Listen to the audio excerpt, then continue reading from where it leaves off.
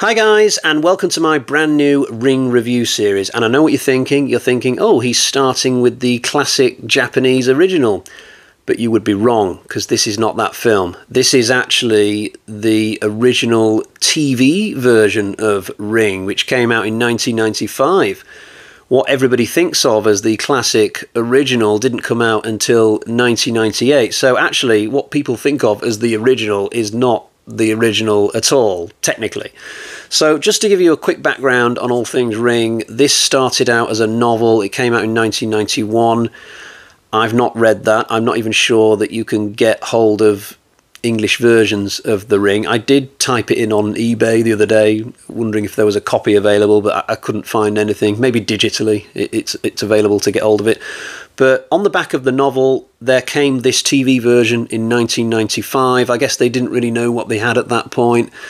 And then slightly further on, a studio came along, clearly saw the potential in the TV version and thought, oh, we'll take that and we'll put more money in and change a few things and make a proper theatrical release and do it better. And that's what they did, because the 98 version is really highly thought of. It's pretty much a critically acclaimed movie, really. It's in all sorts of top 100 lists of all time.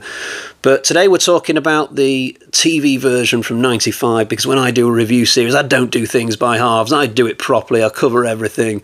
So here we go. If you want a very quick synopsis about what Ring is, it's basically a supernatural series about a cursed videotape, and if you watch the footage on this tape, which lasts for about a minute maybe, then you are cursed to die exactly 1 week later. And in the Ring story, we usually follow, whichever version you're watching, we follow a character who has watched the tape and then has 7 days to try and figure out a way to avoid their fate of dying after a week. It's a very, very truncated version of the plot that I've just given you, but that's deliberate, because if this is a series that you've never watched before, but you're watching this video, I would implore you to stop watching this, go away, and watch The Ring before you watch the rest of this review, because I'm going to be quite spoilery for the rest of this. I would advise you, though, not to start with this TV version. I would start with the classic 98 one, or the American one from 2002, one of those two films. That is your starting point. Because I think if you watch the TV version from 95, your experience of the really classic ones will be a little bit diluted. If you've been around the block with Ring a little bit like I have, though, by all means stay and listen. I'm not going to talk too much about the personnel involved in this TV version, because I don't recognise any of the names associated with this. The director doesn't have a wiki page. I've never heard of him before. And the actors, never heard of any of them in the lead roles. And when I was watching this, I certainly didn't recognise them either. I'll say before we go any further, I did enjoy this version, this TV version. I can't say the same for the last time I tried to watch a TV version of a famous horror film, which was Piranha. That was absolutely hideous. I had to turn it off after 20 minutes. This one, I at least managed to get all the way through it.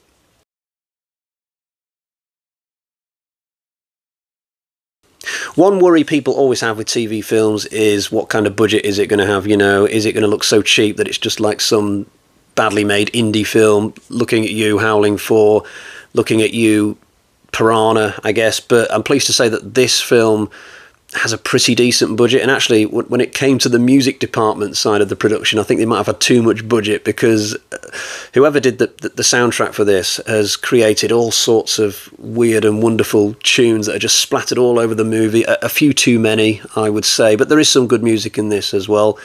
This film starts really strongly. The first kill is very creepily done, and actually this version goes above and beyond when it comes to the opening, because normally, depending on what iteration of Ring you're watching, there's a kill to start things off, and then we move into the main plot with the main character. But on this occasion we get 3 or 4 kills before we get into the main action. We don't see them all, but we see all the dead bodies and we hear the stories behind the kills. My personal favourite was definitely the of the 2 horny teenagers who apparently started having sex in a car late at night, and then Sadeko turned up in the car, which must have been frightening. and these two characters have scrambled to get out of the car, and then they've had their heart attack and died. That is a really well written kill. We don't get to see it, but we see the bodies, and we sort of know what happened. And then after this opening, the film goes on and does a pretty decent job of telling the classic Ring story that we all know and love. Where this film falls down is in its treatment of the two most famous Ring scenes. There are two really famous Ring moments. The first is when the main character watches the videotape for the first time, and the second one is the final kill in the movie. So usually at the end of the telling of this tale, we find out that actually it's not all over, as a supporting character finds out to their cost, and we get one last big moment. And you'll no doubt be thinking right now of, you know, the image of Sadeko coming out of the well and through the TV screen. Yeah, that's what I'm talking about. But in this film, that's not done very well. The final kill in this film is absolute crap, and nothing like what we would eventually get in what we know of as the proper Ring films. As for the videotape scene, the videotape itself is the footage on it is just not as good as what we get in some of the tapes in the later films. But more than that, the way that scene is shot here, so we see the character watching the tape, not only is the footage lacking in quality, but also it's like he's having some kind of experience where he's just taken drugs and now his world's going all swirly. He's hallucinating a baby in his arms. He's acting like he's having headaches. And honestly, I'm having a headache watching him. I just want to watch the videotape, right? And in the better Ring films, normally we just watch the tape. I'm thinking of the American version here because I can't quite remember the videotape from the 98 Japanese version. But in this story, the videotape should be of a decent quality that we can just watch the tape, and we shouldn't need any add-ons like special effects and the character acting out and stuff like that. So this film lacks in that scene, and it lacks in the classic end scene.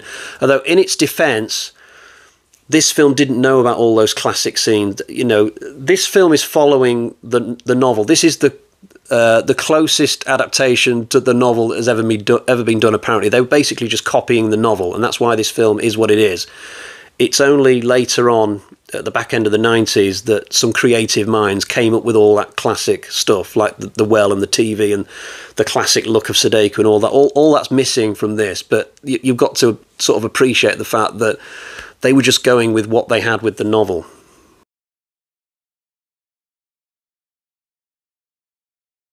I was a little bit confused about the age of Sadeko in this. I've not seen any Ring film for 3 or 4 years coming into this, hence why I've got so much enthusiasm for doing this review series. But I remembered this character as being like 12, 13, 14 at the time she was murdered. But the version of Sadeko in this is clearly a lot older, like 16, 17, 18 at least, because when she shows up as a ghost, she's always walking around naked. Her hair is not in front of her, as it would be in later iterations. And it's not subtle, her nakedness, like boobs fully out for prolonged periods. So I'm thinking she must be a lot older than I remembered. And there's a really awkward subplot that I don't think is in the later versions. So how she dies in this story, she's having a fling with a doctor who's much older than her. He must be like 40 and she's a teenager. And on the day that she dies, he's sort of on top of her next to a well. She's mostly naked, I think. And it's really uncomfortable because it looks like he's molesting her somehow. She's not really into it. They end up having a spat of some description. I only saw this film the other night, and already my memory is struggling with this scene because my brain was just rejecting it. I didn't really want to watch this scene because I thought to myself, my wife walks in at this moment, it looks like I'm watching some really rapey, paedophilic sort of thing, and it's just not the sort of scene that you want to watch, really. But it eventually ended, and I was glad to move on, but I'm not surprised that this scene, or this subplot, was eventually nixed, especially in the American version. I think they changed it completely. They had like the stepmom be the person who kills Sadeko, and I honestly can't remember who kills her in the 98 remake, but in this version it's a little bit uncomfortable. But I don't want to give off the impression that there's tons of bad things about this film. For the most part, I had a good time with it. I enjoyed following the mystery. A few subtle little things have changed in the plot here and there, which just kept me on my toes, but all the major big beats are there. They're just not as good as what they would eventually become. The main performance is really good. I don't know the actor who does it, but he really gets into it. He's your typical everyman sort of guy, but I enjoyed watching his struggle as he gets embroiled in this situation and nobody at work will take him seriously. And going back to the soundtrack, there are some good tunes on this. There's one that sounds like my favourite tune from The Fog, and there's another tune which is like a jungle bongo type thing that just randomly starts playing during the sitting room scene, and it did make me chuckle.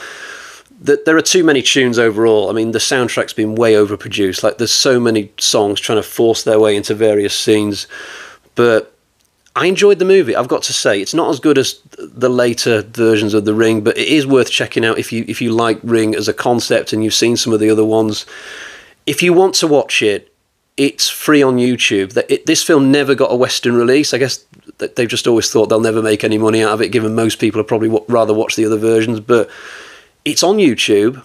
I don't know if the version I watched is the only one on there, but if you do find the one that I did, you'll notice that the film is about 100 minutes or something like that. Don't be put off by that, because there's commercials in this film. The actual runtime of the film is probably like 85 minutes or something, but the version that I saw, it was clearly taken from Japanese television and the commercials are still in it.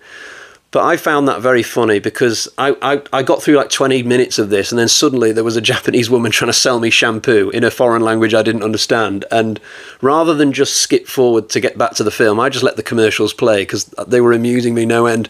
And there are about 4 or 5 different sets of commercials. There's lots of them throughout this, which may bug you if you're not interested in sitting through them, but you can always just fast forward through if you want. But I kind of liked the commercials in this for some reason. They just gave me a laugh.